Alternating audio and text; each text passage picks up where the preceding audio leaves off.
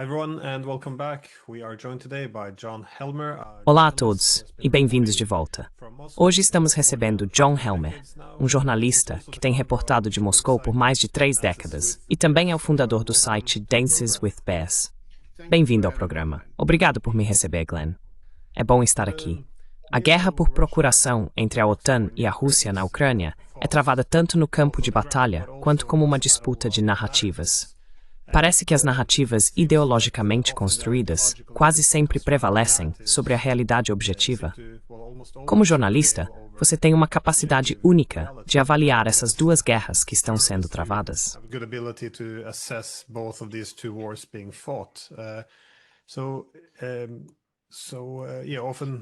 Com tanta frequência, quando se discute a guerra, acaba sendo uma discussão sobre a mídia. Inevitavelmente, já que as narrativas começaram a se desviar tanto da realidade. Mas pensei que um bom ponto de partida seria: como você avalia a possibilidade de paz? Porque para acabar com a guerra por procuração, os russos estão exigindo que as causas fundamentais da guerra sejam resolvidas. Agora, você vem acompanhando as crescentes tensões entre a OTAN e a Rússia nos últimos 30 anos. Então, quais são essas causas fundamentais que você acha que a Rússia exige que sejam resolvidas para encerrar esse conflito?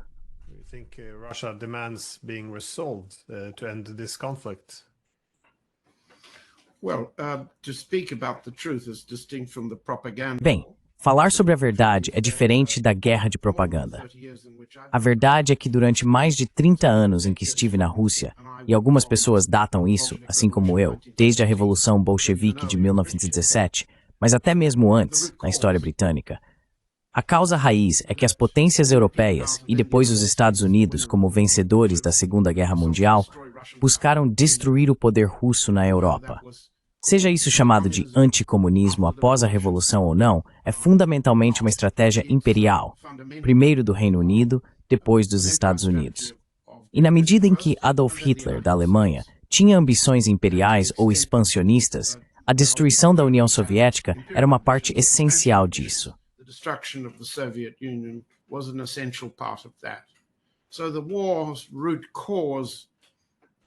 Portanto, a causa raiz da guerra remonta muito antes do fim da União Soviética. As causas que o presidente Putin menciona são os avanços bem conhecidos das chamadas potências da OTAN em direção ao leste e a criação de plataformas de guerra, tanto encobertas quanto abertas. A Ucrânia é uma plataforma de guerra aberta, um campo de batalha e uma base para atacar primeiro a União Soviética e depois a Rússia. Esse método específico de guerra contra a Rússia veio após anos de tentativas pós-guerra de subverter a Rússia, culturalmente, economicamente e politicamente, para incentivar movimentos de independência que fracassaram, para incentivar, como você deve se lembrar, o abandono da Rússia por parte dos intelectuais e assim por diante. Não estou dizendo nada que você já não saiba.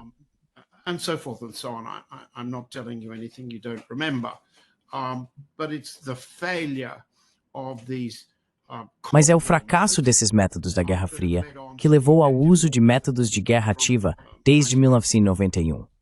Quando a tentativa de desmembrar a Rússia, a Federação Russa, após 1991, e destruir primeiro suas capacidades econômicas, depois suas capacidades comerciais e, por fim, suas capacidades militares, fracassou durante o governo Clinton, apesar de todas as concessões feitas por pessoas como Boris Yeltsin e seu círculo para favorecer os Estados Unidos. Quando tudo isso falhou, a estratégia de destruição da Rússia teve que se tornar mais cinética, por assim dizer. E é isso que tem acontecido desde 2014, com a derrubada do governo ucraniano de Yanukovych e a construção de uma plataforma de guerra com várias linhas de fortificações avançando para o leste, até a preparação.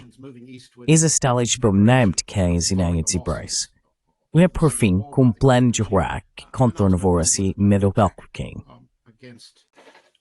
Novorossiya and then the Russian mainland.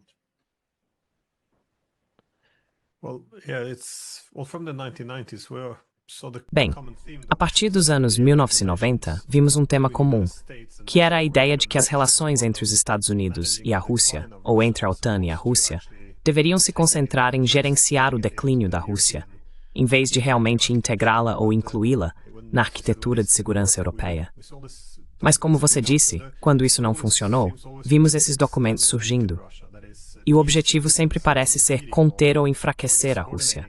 Ou seja, a paz depende de derrotar ou subordinar a Rússia, em vez de encontrar uma forma de conviver ao lado dela, harmonizar interesses ou buscar uma segurança indivisível. Mas dado que não temos nada disso, dado que a solução sempre é derrotar a Rússia, como você vê a resposta às demandas de paz ou às concessões que a Rússia está exigindo para encerrar esse conflito?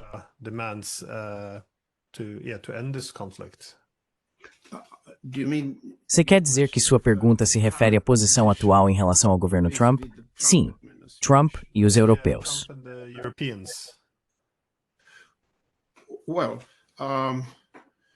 Bem, se eu puder elaborar, acho que, Trump, você vê isso como algo autêntico, esse desejo de mudar a paz, de mudar, fundamentalmente, essa relação de confronto que eles têm tido com a Rússia por pelo menos os últimos 100 anos? Ou isso é só, acho, mais um engano, uma espécie de pausa para se reorganizarem antes de continuarem?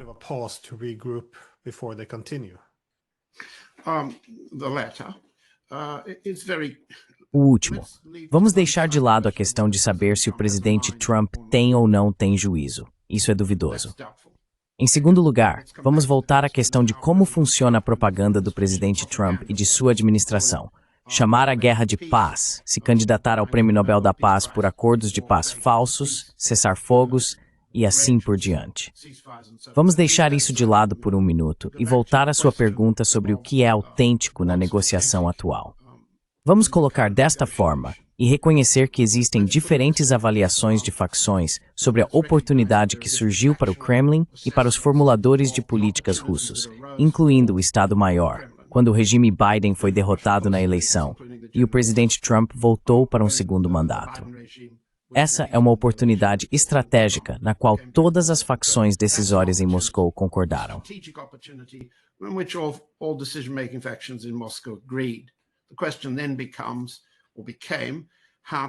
A questão então se torna, ou se tornou, como incentivar a oportunidade que surgiu após o total, vamos chamar de apagão, de um regime anti-Rússia, liderado por um presidente em estado de demência, controlado por um grupo de indivíduos anti-Rússia, como Antony Blinken e Victoria Nuland. Não vamos nos enganar, e isso não é publicado nem em Moscou, nem nos Estados Unidos, que pessoas com históricos idênticos de ódio à Rússia, tanto religiosos quanto familiares, estão na Casa Branca de Trump. E não me refiro apenas à administração. Estou falando do primeiro andar da Casa Branca, onde está o vice-chefe de gabinete, Stephen Miller, cujo histórico é idêntico ao de Blinken e Nuland. São guerreiros anti-Rússia, cujas famílias mantêm essa doutrina há 100 anos ou mais.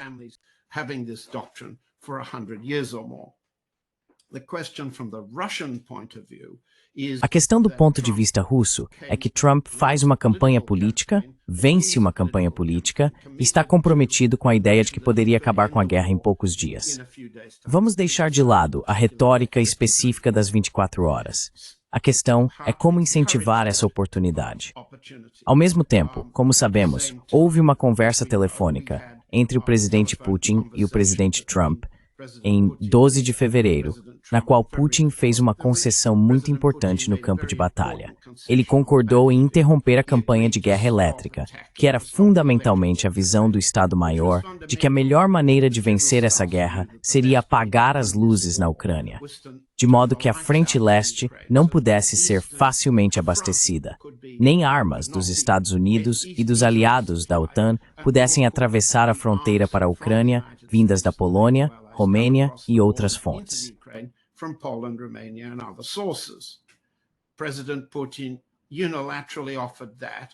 O presidente Putin ofereceu isso unilateralmente com a ideia de que poderia haver reciprocidade por parte da Ucrânia. Não houve reciprocidade. Os ucranianos, na verdade, intensificaram seus ataques à infraestrutura energética russa, como você bem sabe, e como seus programas deixaram muito claro e de forma criativa o que é importante. Portanto, concessões foram feitas pelo lado russo para desacelerar o plano do Estado-Maior de encerrar a guerra na Ucrânia nos termos que a Rússia estava propondo.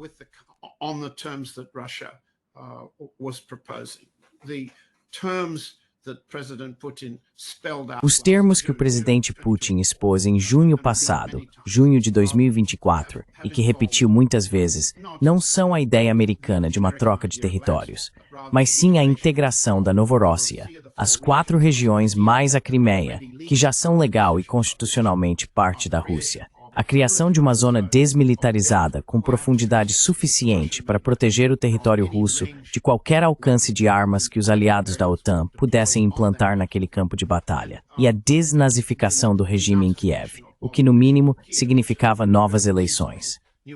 Esses foram, para simplificar ao máximo, a versão resumida apresentada pelo presidente Putin de uma tentativa muito maior de abordar a causa raiz. Vamos dizer, para simplificar, que a causa raiz era acabar com a perspectiva de que o campo de batalha ucraniano continuasse sendo um reduto da OTAN para a continuação da guerra, visando a destruição da Rússia. Claro, o lado russo precedeu a Operação Militar Especial de fevereiro de 2022 com 2 tratados.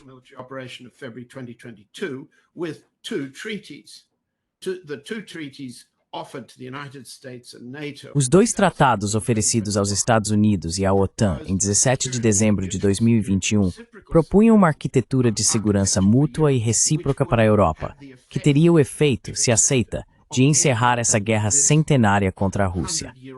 Em outras palavras, não apenas removeria o campo de batalha ucraniano como um reduto da OTAN, do Ocidente ou dos Estados Unidos contra a Rússia, mas também se aplicaria igualmente à Romênia, Polônia, Bulgária, indo para o sul, e indo para o norte da Polônia até os estados bálticos, Suécia, Noruega, Finlândia, atravessando a região do Ártico, até o Extremo Oriente e assim por diante. Certamente teria lidado com as ameaças que se materializaram contra o Cáucaso russo, no Irã, ou contra o Irã por parte de Israel e dos Estados Unidos.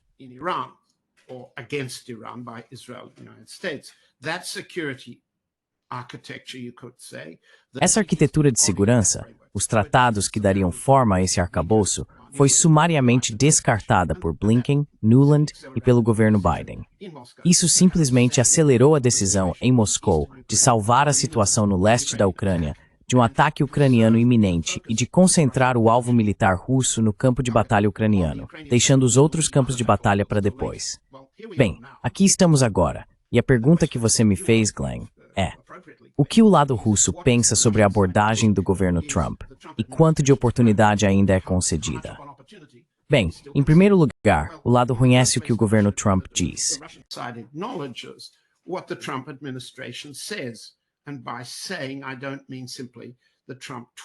E ao dizer isso, não me refiro simplesmente à máquina de tweets do Trump. Voltaremos a isso em um minuto, como uma forma muito interessante de propaganda. A política dos Estados Unidos é sair da Ucrânia como campo de batalha para os Estados Unidos, colocando em seu lugar, caso queiram pagar, as potências europeias. E então estendendo a mesma fórmula. A Europa paga, os Estados fornecem e os Estados Unidos, por meio da OTAN, comandam e controlam os novos campos de batalha, que vão da Ucrânia, passando pela Polônia, pelos Bálticos, Finlândia, e depois atravessando o Círculo Polar Ártico até o Extremo Oriente, assim como no sul do Cáucaso.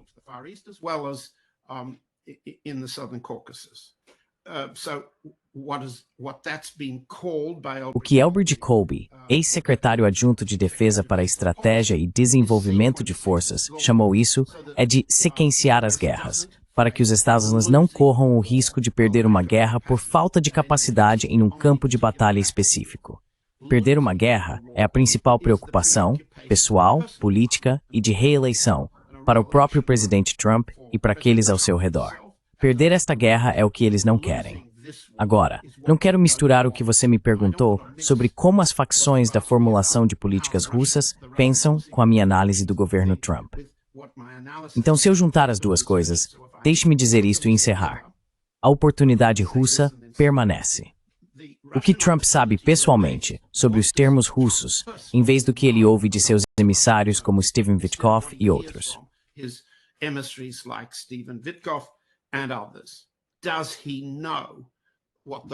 Ele sabe quais eram os termos russos em Istambul. Ele sabe e compreende o que o presidente Putin realmente disse. Esse foi o propósito de o presidente Putin concordar em se encontrar em Anchorage, no Alasca, quando o local da reunião deveria ter sido Istambul em maio, ou Abu Dhabi, ou Dubai em maio, em vez do Alasca. Putin deixou claro que queria ir para os Emirados Árabes Unidos, mas concordou em ir para o Alasca. O objetivo era deixar claro para Trump o que o lado russo queria e para o lado russo entender o que ele sabia e o que faria em seguida. E a reunião, sabemos pelos documentos que vazaram do Departamento de Estado para a imprensa, foi consideravelmente encurtada. Era para durar mais de 4 horas. Foi reduzida para 2.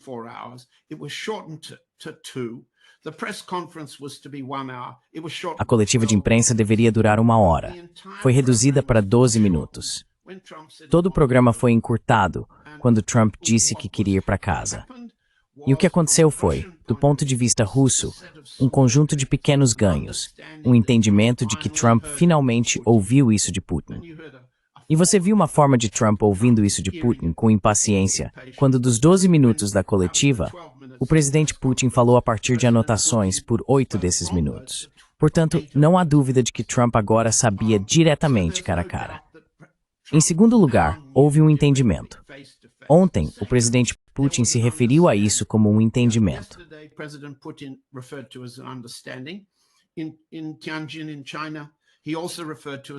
Em Tianjin, na China, ele também se referiu a isso como um acordo. Yuri Ushakov, seu assessor de política externa, chamou ambos os termos de entendimentos ou acordos. O que eram eles? Principalmente, Trump disse que informou a Putin que estava disposto a adiar qualquer ação ofensiva significativa contra a Rússia. E isso significava, em especial, a suspensão ou adiamento da imposição de sanções secundárias contra a Índia e outros países por comercializarem petróleo e gás russos. Agora, esse adiamento terminou muito rapidamente. E não me parece certo que Trump sequer tenha entendido que em 15 de agosto estava concedendo um adiamento. Em 27 de agosto, foi imposta à Índia a punição de 50% por negociar petróleo.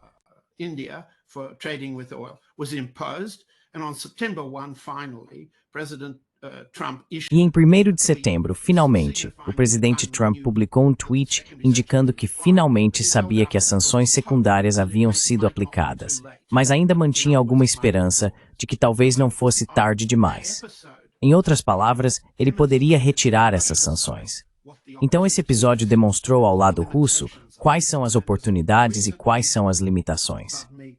E tão recentemente quanto 2 dias atrás, Yuri Ushakov explicou que em Tianjin, onde ocorreu a reunião da Organização de Cooperação de Xangai, houve discussões com todos os aliados estratégicos da Rússia, e ficou entendido que Trump havia oferecido um adiamento, mas não houve implementação de nenhuma das estruturas para dar continuidade à negociação.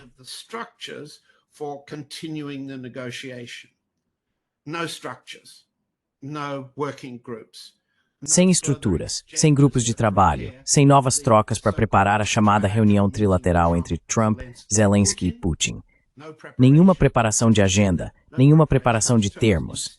Em vez disso, o que vimos foi uma enxurrada de 2, 3 ou 4 chamados planos europeus para dividir o território da Ucrânia a oeste da linha de contato atual, em uma zona desmilitarizada, zona tampão, zona de força de garantia e instalação de um novo e remilitarizado exército ucraniano. Agora, no momento em que esses planos forem adotados pelo lado dos Estados, e eles são parcialmente patrocinados pelos Estados, mas ainda não endossados pelo próprio Trump, estamos falando de remilitarizar a Ucrânia. E isso é algo totalmente inaceitável, para dizer de forma educada, para o lado russo.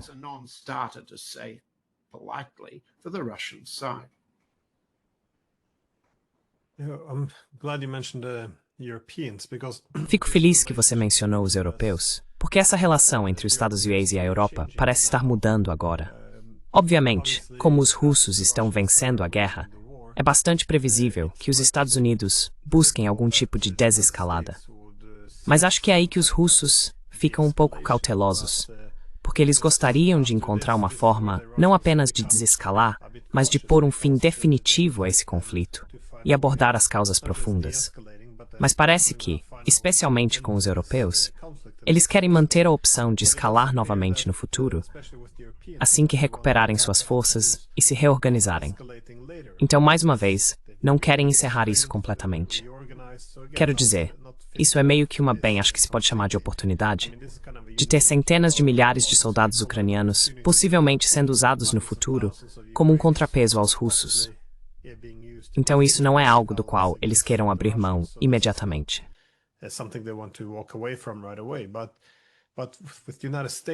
Mas com os Estados Unidos, nunca se obtém um compromisso realmente claro sobre qual caminho eles vão seguir. E, novamente, muitas vezes, parece que isso se enquadra no âmbito da ambiguidade estratégica. Mas você acha que os americanos estão apenas buscando uma distribuição diferente de responsabilidades entre eles e os europeus, já que se espera que os europeus continuem a guerra contra a Rússia, continuem financiando-a, enquanto os Estados-Unidos não precisam assumir a responsabilidade por perder a guerra? Eles podem lucrar com isso vendendo equipamentos e também têm a oportunidade de iniciar alguns laços bilaterais com a Rússia para garantir que não se isolem de um desses gigantes eurasianos. E imagino, fazer com que os europeus arquem com todos os custos. Ou você acha que há algo mais genuíno por trás disso, em termos de reorganização das relações? A esse que lembro Sammy Swiglang.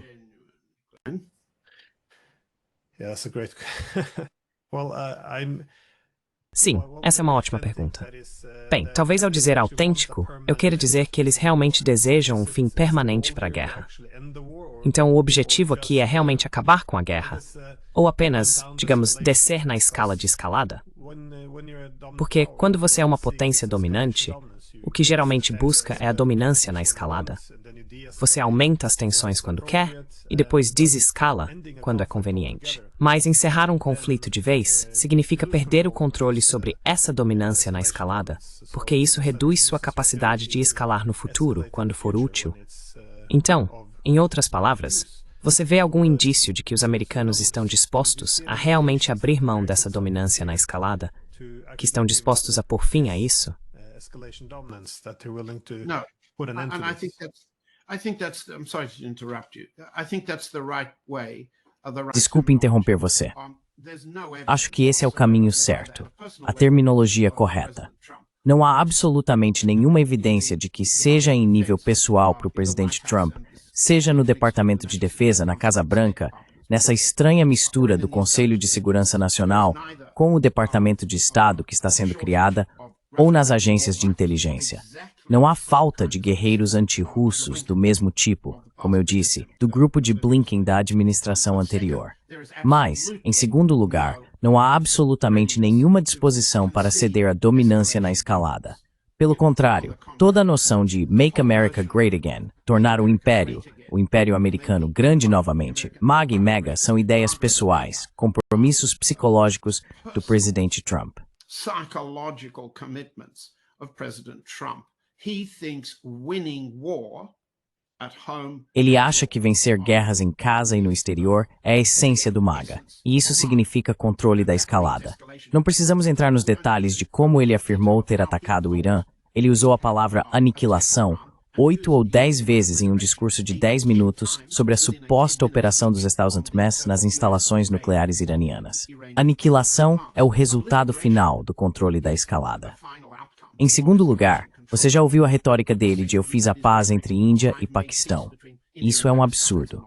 Mas se quiser, podemos falar sobre cada um desses casos. Paz entre Congo e Ruanda, paz entre Azerbaijão e Armênia, paz entre Kosovo e Sérvia, paz entre Irã e Israel. Peace between Iran and Israel. Each one of these things and each one of his spokesmen. Cada uma dessas coisas e cada um dos seus porta-vozes, seja Witkoff, Miller ou os outros, continua repetindo o mesmo ponto. E toda a campanha na qual seu primeiro-ministro, o primeiro-ministro norueguês, foi incentivado por Trump, você se lembra, na Casa Branca, a pressionar o Comitê do Prêmio Nobel para organizar é outro exemplo. Cada uma dessas coisas é uma afirmação psicológica da expansão do Império dos Estados Unidos. E para Trump, é uma exibição pessoal de poder expressa tanto internamente quanto em plataformas estrangeiras. Portanto, não há intenção de fazer algo como aceitar a desescalada nesse sentido. É o mesmo dentro dos Estados Unidos. E agora falo como americano, como ex-professor de longa data nos Estados Unidos, e assim por diante. professor once in the United States and so forth. And so I'm now talking about US politics. E agora estou falando sobre a política dos Estados Unidos. A dominação pela escalada é a política do governo Trump ao militarizar a administração das principais cidades onde há oposição a Trump. Isso inclui Washington, D.C., Los Angeles e Chicago, que será a próxima. Militarização, literalmente colocar tropas nas ruas, independentemente de ordens judiciais para removê-las, independentemente de os tribunais considerarem isso inconstitucional, e assim por diante, não fará diferença. Trump, Miller e os outros decidiram militarizar o controle doméstico de cidades potencialmente do Partido Democrata. Portanto, não há absolutamente nenhuma disposição por parte dos Estados Unidos de ceder essa escalada em casa.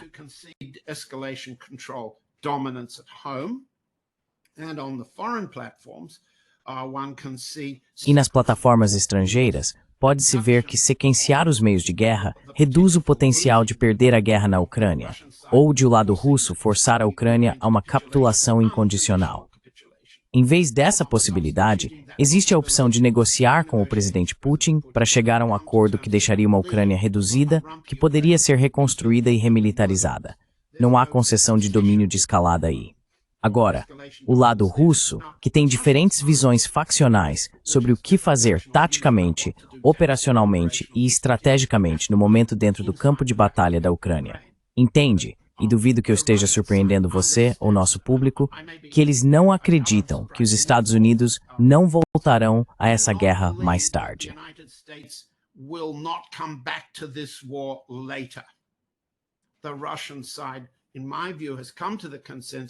Na minha opinião, o lado russo chegou ao consenso de que a Rússia também se beneficiará de uma pausa, para se reagrupar, reorganizar e realocar recursos para a retomada da guerra no campo de batalha da Ucrânia e para a escalada da guerra contra a Rússia. Como eu disse, Polônia, os Bálticos, Finlândia, para ser preciso, seguir nessa direção e também no sul. Então, o que estamos vendo é uma negociação de termos por uma pausa sem que o lado russo abra mão de sua dominância na escalada no campo de batalha. Como o lado americano pode conseguir isso com os europeus? Eu, particularmente, não vejo o tipo de divisão entre europeus e americanos que alguns podcasters otimistas gostariam de ver.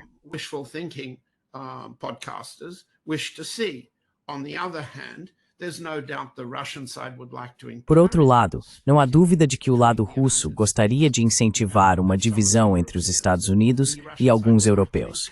O lado russo gostaria de promover isso. Até agora, não vejo nenhum sinal de que uma estratégia de negociação russa tenha dividido os europeus ou separado os europeus dos americanos. Mas se você levanta a questão de por que os regimes europeus acham que a continuação desta guerra contra a Rússia é uma boa política, que vai mantê-los no poder e garantir dinheiro para eles e seus eleitores, essa já é uma outra questão, não é?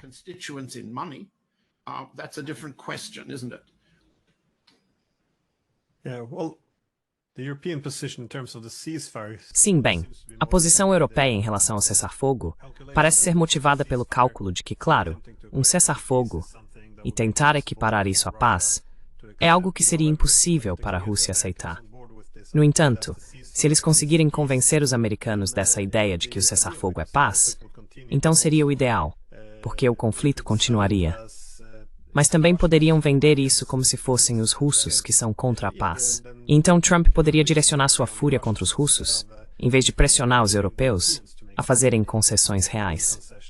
Mas algumas das outras coisas que os europeus estão pedindo, enviar tropas, exigir reparações da Rússia, continuar falando sobre a expansão da OTAN, exigir garantias de segurança, não para a Rússia, claro, mas apenas para a Ucrânia. Tudo isso ainda parece estar carregado de muita autossabotagem, porque quando você está perdendo uma guerra, forced para um desespertados. No entanto, você cometeth.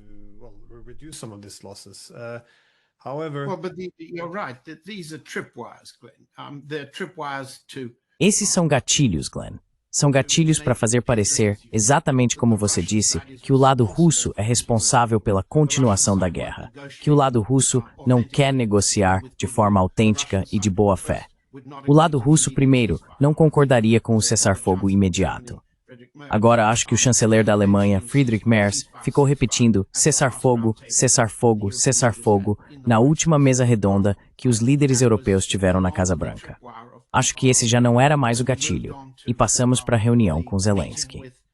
O lado russo evitou isso, e Trump, tendo deixado de lado o cessar-fogo e aceitado a ideia de um acordo de paz com garantias de segurança, moveu seu gatilho para uma distância diferente do de Merz, por exemplo.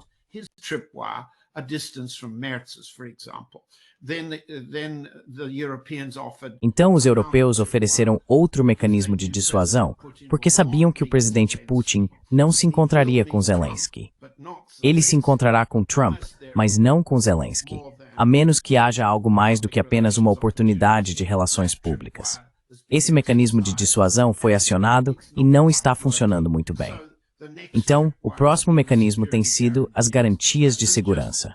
E como você disse, Glenn, as garantias de segurança que foram desenvolvidas, que vazaram na última semana no The Telegraph.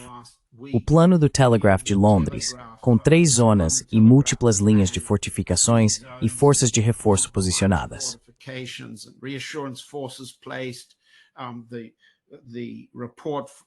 As reportagens que apareceram no Wall Street Journal e no Político dizem que tropas dos Estados Unidos podem ir para o terreno, mas não serão tropas dos Estados Unidos. Serão contratados, mercenários privados.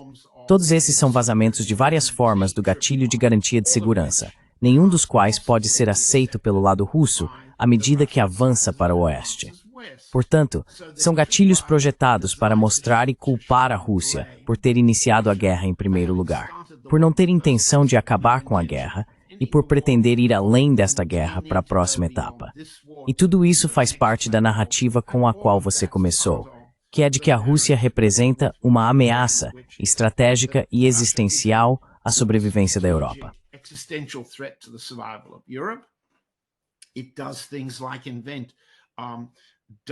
Ela faz coisas como inventar agentes nervosos com nomes como Novichok e realizar ataques em solo britânico, mirando indivíduos inocentes, provando que o presidente Putin é ele próprio um assassino que não respeita direitos humanos, nem leis internacionais, e assim por diante. Portanto, a narrativa do Novichok foi uma criação do governo britânico, em primeiro lugar, e depois do governo alemão, com Alexei Navalny, em segundo lugar. Parte da narrativa de construção de apoio público por uma estratégia de guerra que já fazia parte da política europeia e ainda faz parte da política europeia e ainda faz parte da política dos Estados Unidos. Porque, como você disse no início, o lado russo está vencendo nessa plataforma.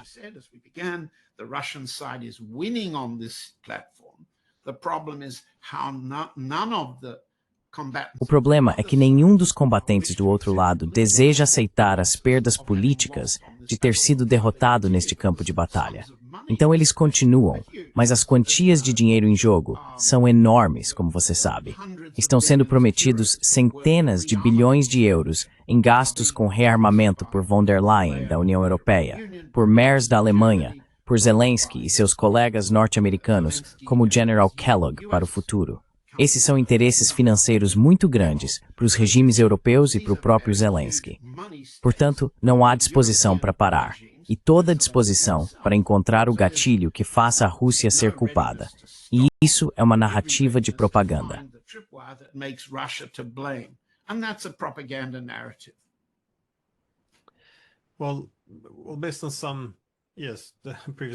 Bem, com base em alguns documentos anteriores dos Estados Unidos, especialmente da Rand Corporation e de outros, parece que o objetivo, a guerra ideal para a OTAN, seria ter algo entre um proxy ucraniano e a Rússia, que fosse, imagino, de baixa intensidade e durasse anos e anos, apenas para enfraquecer gradualmente a Rússia, sobrecarregá-la e talvez começar a desestabilizar um pouco a sociedade internamente.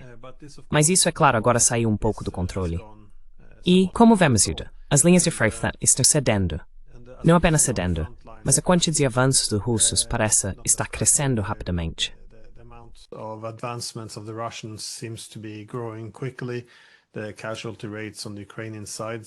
As taxas de baixas do lado ucraniano também parecem estar crescendo rapidamente. Então, parece que estamos chegando a algum tipo de ponto de ruptura agora. Até agora, os Estados Unidos, ou pelo menos sob Trump, tentaram atuar como pacificadores. Ou seja, ele argumenta que é um mediador. Você mencionou Miller, ele fez o mesmo ponto.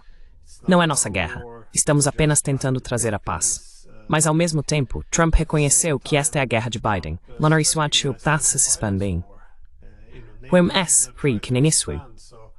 On one side, he's recognizing this Hang is a war. on. Yeah. Trump has said nothing about NATO should. Trump não disse nada sobre a OTAN não se expandir. Absolutamente nada. Ele não disse isso. Mesmo que ele diga algumas coisas que possam ser interpretadas dessa forma, ele também diz outras que são exatamente o oposto. Não acredito que você consiga apontar qualquer compromisso do lado de Trump que sugira que ele se opõe à expansão da OTAN. Na verdade, ele ficaria feliz em enviar uma fatura pela expansão da OTAN, desde que as armas sejam americanas e a estrutura de comando permaneça sob comando dos Islams. Grinkovich, esqueci exatamente como o atual Sasser pronuncia o nome dele, mas o comando e controle continuarão sendo americanos. Command and control will remain American. Battlefield intelligence and targeting coordination. A inteligência de campo de batalha, a seleção de alvos e a coordenação continuarão sendo americanas. Mas o pagamento por tudo isso virá dos Estados europeus e irá diretamente para o bolso de Trump. E ao dizer colocar no bolso de Trump, quero dizer literalmente. As propinas envolvidas nisso, passando por Witkoff e seus familiares e Howard Lutnick, o secretário de Comércio dos Estados Unidos, são muito grandes. Elas superam em muito as propinas que a família Biden ou a família Clinton receberam em seus negócios relacionados a esses assuntos. Superam as propinas de Clinton e Biden envolvidas na guerra na Ucrânia. Mas não vejo nenhuma evidência de que Trump queira encurtar ou diminuir os poderes da OTAN.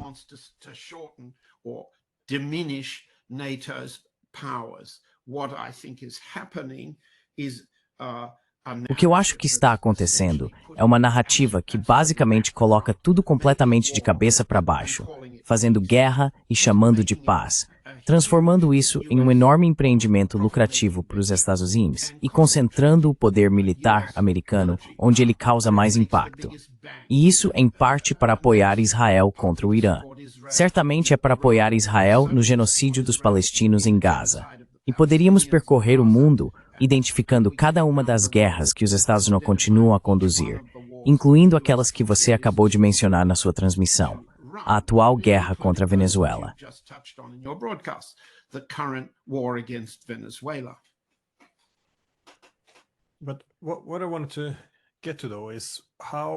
Mas o que eu queria chegar, na verdade, é como... Bem, acho que quando... Você acha que os russos considerariam usar o seu poderosíssimo míssil Avangard? Por quê? Quero dizer, o que seria? O que desencadearia isso? Por quê? É muito provável que à medida que as linhas de frente colapsem, eles não consigam convencer os russos a aceitar qualquer cessar-fogo ou promessas vazias. Haverá, de fato, algum tipo de escalada. O Trump acabou de anunciar que venderiam alguns milhares de mísseis agora para os europeus, que os repassariam aos ucranianos. Então, em que momento você vê uma escalada dramática? Porque as últimas fases de uma guerra podem ser bastante dramáticas, já que o lado perdedor, acreditando que tem muito a perder, estaria disposto a correr riscos muito grandes.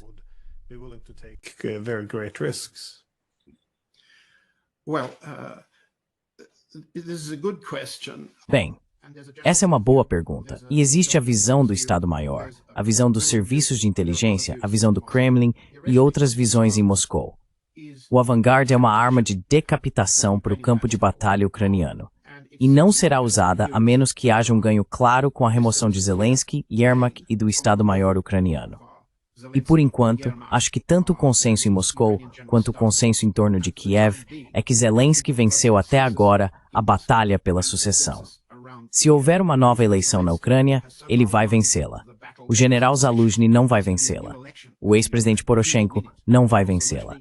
E o que estamos vendo com o assassinato de Andriy Parubi é que os azovistas estão agora lutando entre si.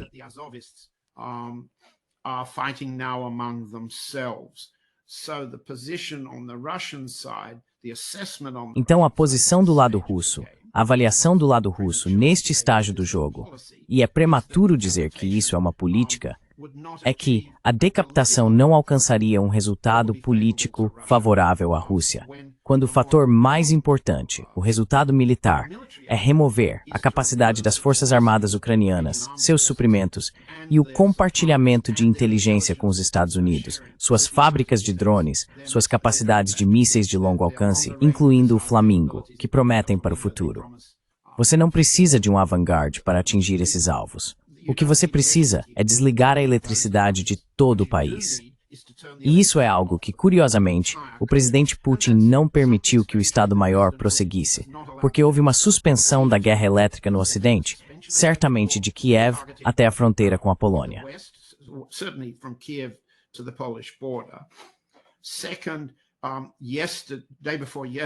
Em segundo lugar, anteontem, o presidente Putin teve uma conversa com o primeiro-ministro da Eslováquia, Robert Fico, na qual sugeriu aos eslovacos que cortassem o fornecimento de eletricidade para a Ucrânia em retaliação aos ataques ucranianos ao oleoduto Druzhba, que leva petróleo e gás para a Eslováquia. Agora, se Putin diz a Fico, por que você não corta o fornecimento de eletricidade para a Ucrânia? Por que o presidente Putin não ordena ao Estado-Maior que destrua a eletricidade no oeste da Ucrânia? Bem, é um paradoxo. Também é uma questão de timing. Estamos nos aproximando do momento em que existem outras formas de acabar com esta guerra, levando o lado ucraniano à capitulação incondicional.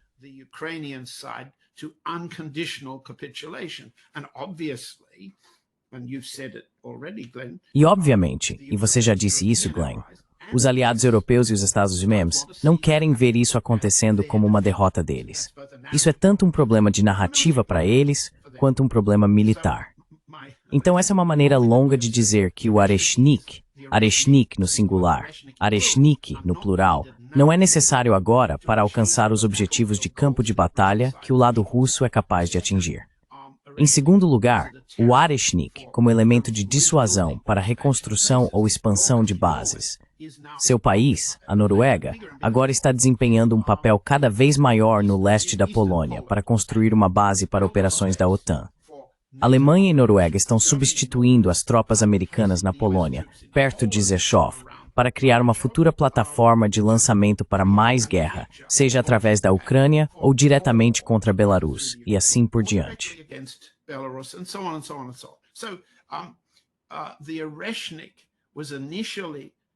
O Ereshnik foi inicialmente usado como uma demonstração para reforçar a posição russa. Se você, um país da OTAN, permitir que seu território ou suas forças nos ataquem, temos a capacidade de retaliar de uma forma contra a qual você não pode se defender.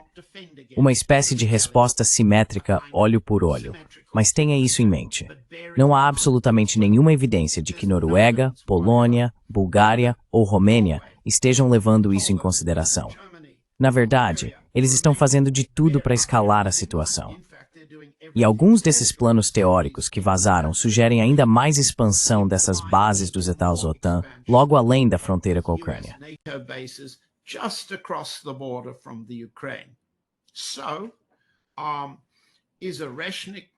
Então, o Ereshnik deve ser usado contra eles ou apenas como uma ameaça? Bem, sim, deve, mas é uma ameaça.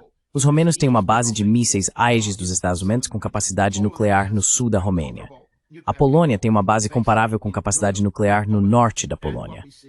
E o que vemos, e você sabe tão bem quanto eu, é que há todo tipo de reforço e escalada na entrega de armas nos Estados Unidos avançando para a Europa. Então, contra isso, o Ereshnik é um elemento de dissuasão não nuclear. Mas não há sinal de que os europeus aceitem que estão em risco.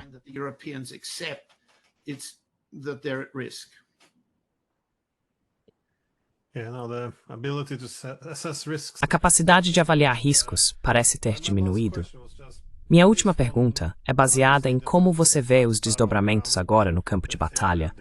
O fracasso da diplomacia em avançar, a partir, imagino, de disputas internas na Ucrânia até o Ocidente. Os próprios problemas econômicos do Ocidente e o apoio militar. Como você vê o fim desta guerra agora? Isso vai terminar no campo de batalha ou você tem alguma projeção?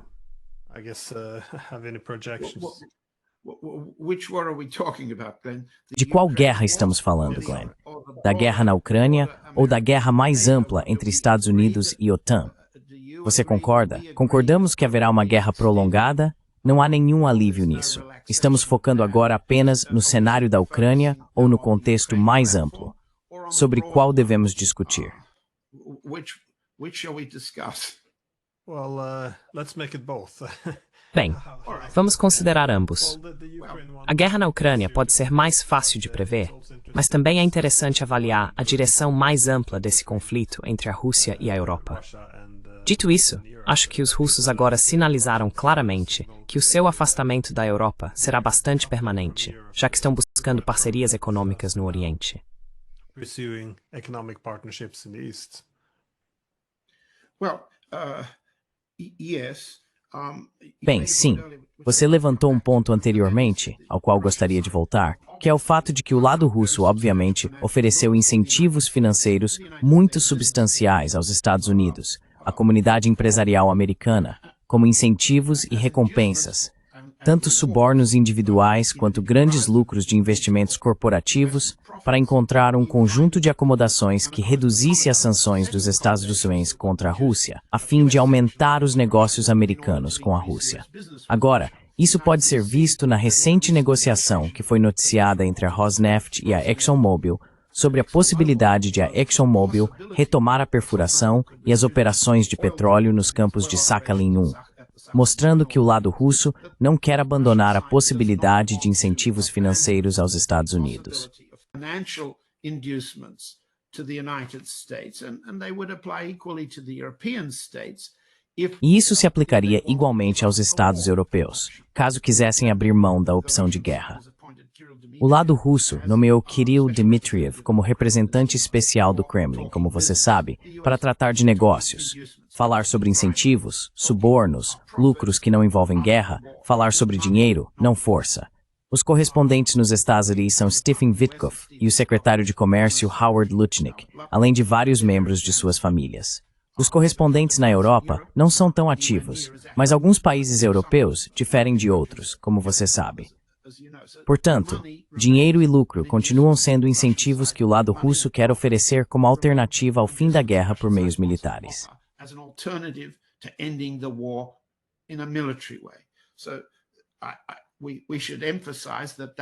Portanto, devemos enfatizar que essa possibilidade está em pauta. Mas os cálculos de lucro de Starmer, von der Leyen, Macron, Merz e Stubb, só para citar alguns, baseiam-se inteiramente na remilitarização de suas economias e nos programas de escalada armamentista que todos eles estão discutindo.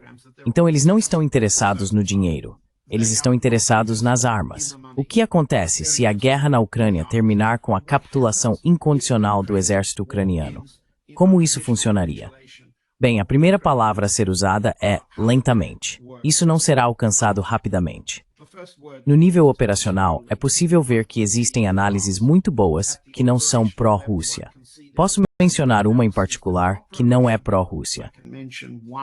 In particular, that's not pro-Russian. Mark Takacs is a Hungarian analyst of Mark Takacs é um analista militar húngaro, especializado em combates de nível operacional ao longo da linha de contato.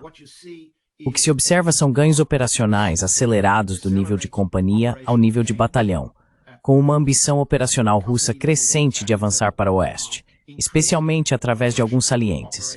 Zaporizhia talvez seja uma prioridade, com operações de fingimento e engano por parte dos russos para confundir os americanos, britânicos, ucranianos e outros sobre onde avançarão a seguir para o oeste e com qual nível de força.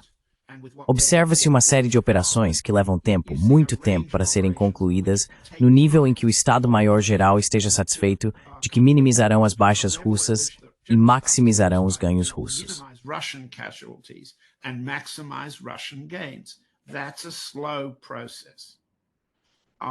Esse é um processo lento. Pode ser acelerado com mais armamentos do lado russo, mais mão de obra? Sim, pode, mas é improvável que seja acelerado. Agora veja em que mês estamos. Agora estamos em setembro, no outono. Então estamos nos aproximando de uma nova rodada de operações de inverno, cuja natureza é diferente das operações de verão, como você sabe. Portanto, eu diria que a guerra termina lentamente na Ucrânia. Nunca fui tão confiante quanto alguns podcasters militares aposentados dos Estados Unidos que ao derrotar a Ucrânia e as armas americanas, a vitória militar será rápida. E não conheço nenhuma fonte russa oficialmente que ache que o desfecho será rápido. Será lento. Who think the outcome will be fast. It'll be slow. Slow also means the destruction of certain. Lento também significa a destruição de certas unidades de elite Azov. Elas representam, ou representariam, em uma solução política, caso fossem retiradas para o Ocidente, a espinha dorsal da nova remilitarização da Ucrânia, com base em princípios nazistas. Se eles começarem a se matar em Kiev ou em Lviv, e o lado russo conseguir destruir suas unidades e seu comando e controle ao redor de Pokrovsk, que é o que está acontecendo agora, o escopo para a desnazificação a oeste de Kiev é maior. Então, no nível operacional, há um avanço lento. Sim, você está certo. A taxa de baixas anunciada diariamente pelo Ministério da Defesa russo está mais alta, de 1.200 a 1.300 por dia. Is running higher, 12 to 1,300 a day. Whether you accept the number exactly, the rate of increase. Quer você aceite o número exato ou não, a taxa de aumento é significativamente maior do que era há alguns meses. É provável que continue crescendo à medida que avançamos, mas o processo em direção ao oeste é lento. O que o lado dos Estados Unidos fará para parar ou dissuadir a Rússia? Bem, acabamos de ver o que eles tentaram fazer contra a Índia. Em outras palavras, escalar o ataque aos aliados, como cortar o comércio de petróleo ou atacar petroleiros. Vamos lembrar que os ex-britânicos estão empregando forças especiais para atacar o chamado comércio de petroleiros negros, para atingir fisicamente esses navios. O que acontecerá se o lado dos Estados Unidos decidir implementar o que o presidente Trump acabou de anunciar mais uma vez sua decepção com o presidente Putin? His disappointment with President Putin. I'm reaching for a piece of paper in which I'm looking at. Estou pegando um pedaço de papel onde estou olhando para as últimas declarações de Trump em 29 de agosto. Ele foi questionado no rádio no dia 29 sobre o que ele vai fazer e o que acha que vai acontecer em seguida. Ele disse, deixe-me ver se consigo. Vou apenas ler a pergunta. Você mencionou, acredito que numa postagem no Truth Social, que havia uma grande coisa em que você e Putin não concordaram no Alasca. Qual era essa grande coisa? Pergunta. Trump, eu não sei. Nós nos demos bem. Nós vimos isso. Sabe, tivemos um bom relacionamento ao longo dos anos. Por isso eu realmente achei que teríamos resolvido isso. Eu teria adorado, no passado, ter resolvido isso.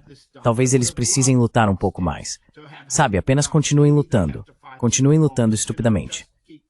Agora foi isso que ele disse outro dia, no dia 29.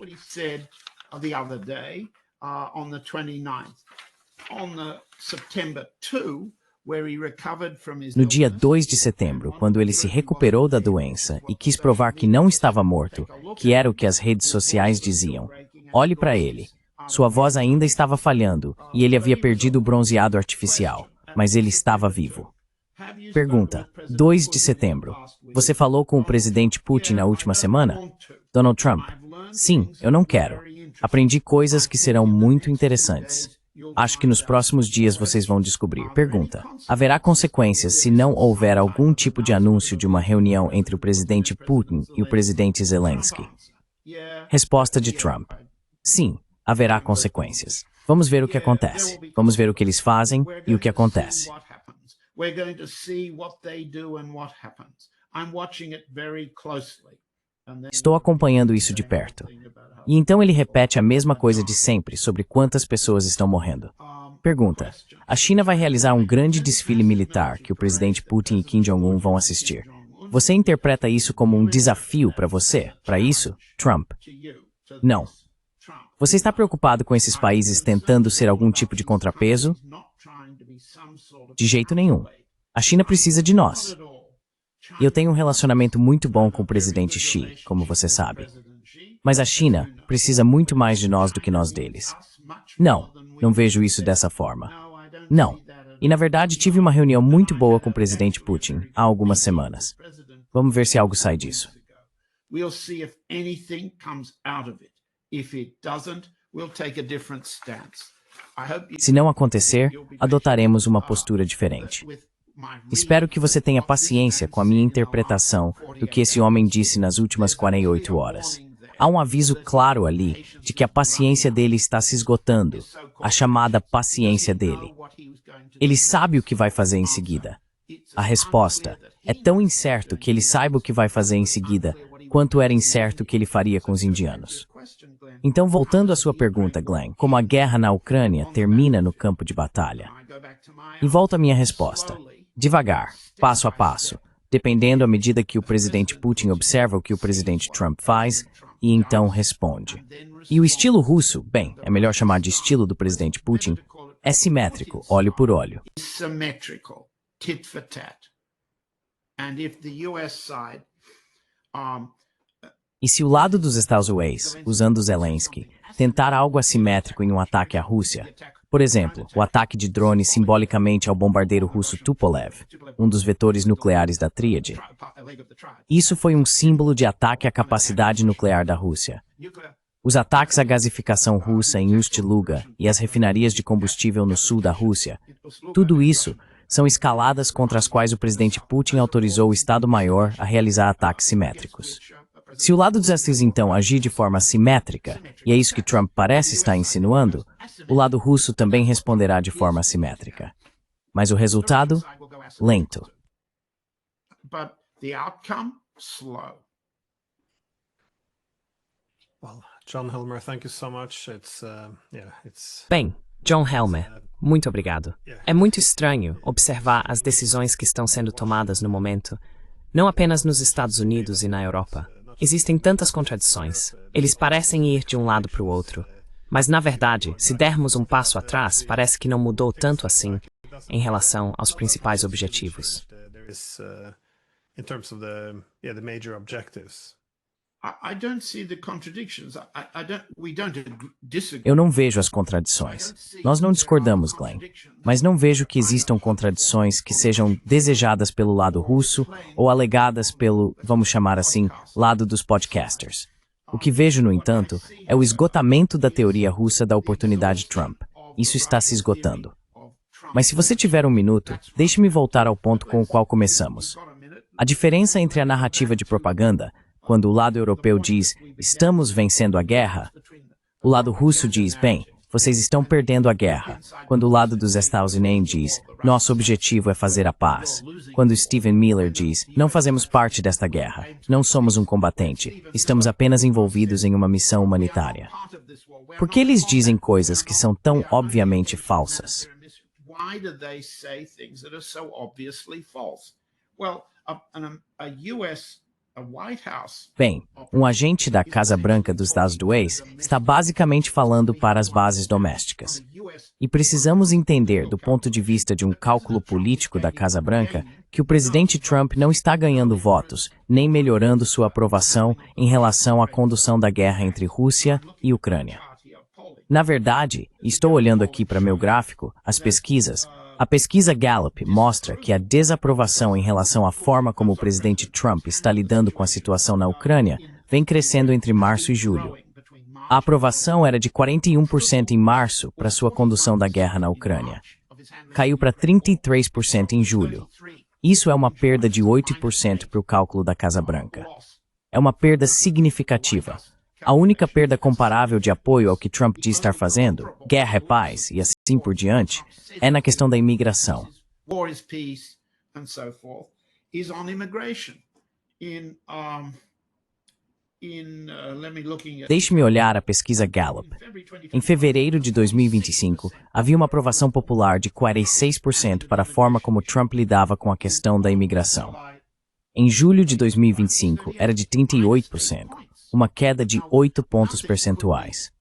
Agora, nada poderia ser mais dramático na política interna americana do que a condução da imigração, a militarização das cidades, a criação de uma nova força policial federal chamada ICE e assim por diante, além da demonstração de deportações cruéis, homens algemados sendo enviados de volta para outros países. Se isso não é aprovado dentro da base de Trump, então a base de Trump está encolhendo. Agora, se você tem esses cálculos, eles são cálculos internos. O chefe de gabinete e os vice-chefes de gabinete simplesmente aconselham Trump. Estamos perdendo votos, não estamos ganhando votos com nossa ofensiva de propaganda. And that stimulates Trump E isso estimula Trump ao que você descreveu corretamente como domínio da escalada, mais demonstração, entre aspas, da tática de obliteração que foi usada contra o Irã. Isso não convence os eleitores dos Estados Unidos, mas por enquanto Trump acredita que sim.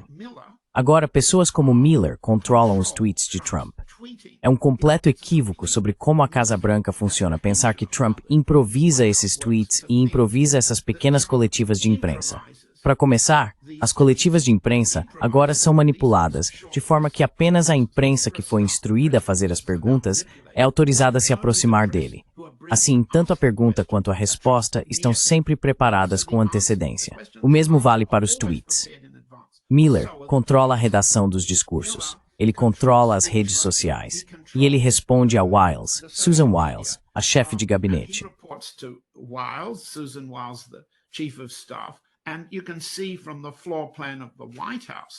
E você pode ver pela planta baixa da própria Casa Branca o quão próximos eles estão ao redor do presidente.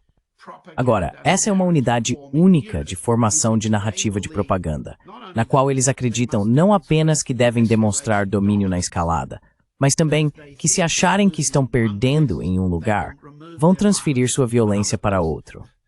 Na medida em que querem adiar ações contra o Irã ou contra a Rússia, eles vão escalar no Canal do Panamá e na Venezuela. Eles acham que isso gera apoio. Eles estão errados em seus cálculos, mas é compreensível que pensem assim.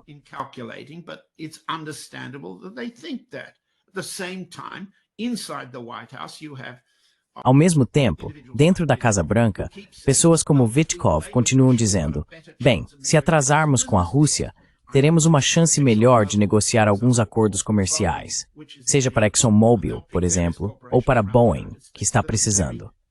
E eles vão escolher várias corporações dos Estados Unidos que são muito importantes para os cálculos das eleições de meio de mandato e, posteriormente, para a votação presidencial em 2028.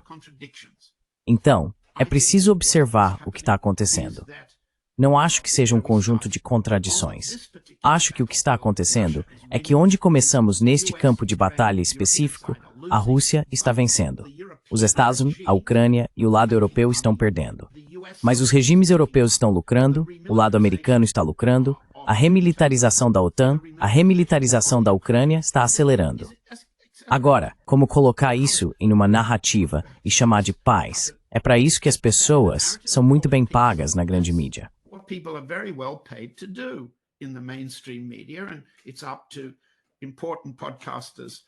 E cabe a podcasters importantes como você dizer que isso não é verdade. É inautêntico. Não é real. Mas sejamos justos, somos uma minoria muito pequena. Não existe um movimento anti-guerra significativo nos Estados Unidos, na Alemanha ou na Inglaterra. Por que a narrativa do Novichok foi tão universalmente aceita na Inglaterra sem oposição? Entre os muitos motivos pelos quais essas narrativas são aceitas, está o aumento da repressão. Repressão à nossa linha, por assim dizer, a linha de oposição. A tentativa de pessoas de boa vontade e inteligência de mostrar que a narrativa oficial é falsa. Há uma perda de espaços para esse tipo de resistência.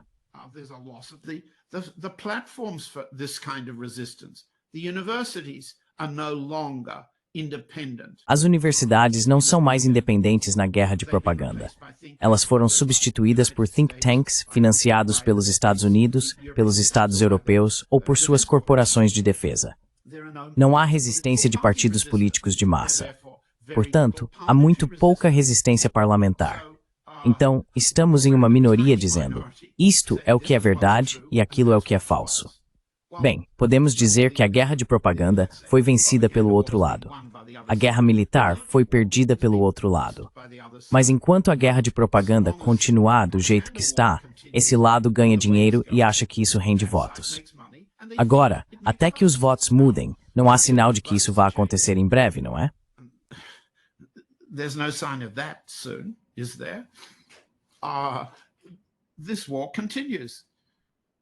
Esta guerra continua.